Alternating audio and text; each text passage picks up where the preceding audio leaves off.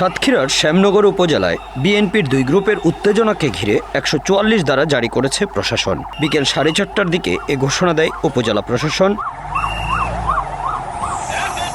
বিএনপির উপজেলা ও পৌর কমিটি ঘিরে টানা কয়েকদিন ধরেই উত্তেজনা বিরাজ করছিল শ্যামনগর উপজেলায়। এরই মধ্যে বুধবার উভয় কমিটি বিলুপ্ত ঘোষণা করে জেলা বিএনপির সদস্য সচিব আব্দুল আলিম।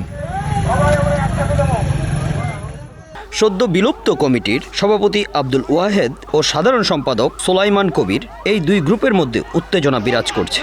শেষ খবর পাওয়া পর্যন্ত পরিস্থিতি নিয়ন্ত্রণে রয়েছে, সেনাবাহিনীও মাঠে রয়েছে। আমরা বাড়ির ভিতরে আমরা অবস্থান করতেছিলাম। আমাদের একবার ইউনাসে ম্যাডাম এসে বললো যে ম্যাডাম আপনারা সবাই বাড়ির ভিতরে নিয়ে যান। তারপরে আমার আম্মাকে বললো আন্টি আপনাদের ছেলেদেরকে বাসায় নিয়ে যান। আমরা সব বাসার ভিতরে আছি দাঁড়িয়ে। এরপরে আমার ছেলে একবার যাচ্ছে রাস্তার উপর, তান্দিসকে আব্বা তুমি যদি দেখো তো তুমি ছাদের উপরে যাও। ও 3টে চেয়ার নিয়ে বসে এখানে দেখতেছে। এরই মধ্যেই আমার গায়ের জ্বর খুব, আমি ভিতরে এসে ঢুকছি, দেখি ইট বাঁধতেছে একবার মানে বর্ষার মতন ছুটতেছে। আমি তখন আমার ছেলে কই বলে তাদের খুঁজতেছি যে কই গেল, ওই তখন খুঁজে পাচ্ছি না। এর মধ্যে থেকে ইট চালাচালি করতেছে ওইখান দিয়ে ওই পাশ দিয়ে। আর্মিরা আমাদের যেসব ছেলেরা ভাড়া থেকে বাইরে হচ্ছিল তাদের তাড়াই দিচ্ছে, দিয়ে ওদের সুযোগ করে দিচ্ছে মারার পুলিশদের।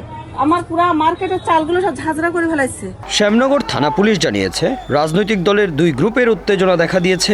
এতে আইন শৃঙ্খলা পরিস্থিতির অবনতি হওয়ার শঙ্কা দেখা দেওয়ায় ১৪৪ ধারা জারি করেছে উপজেলা প্রশাসন। এখন পর্যন্ত পরিস্থিতি নিয়ন্ত্রণে রয়েছে।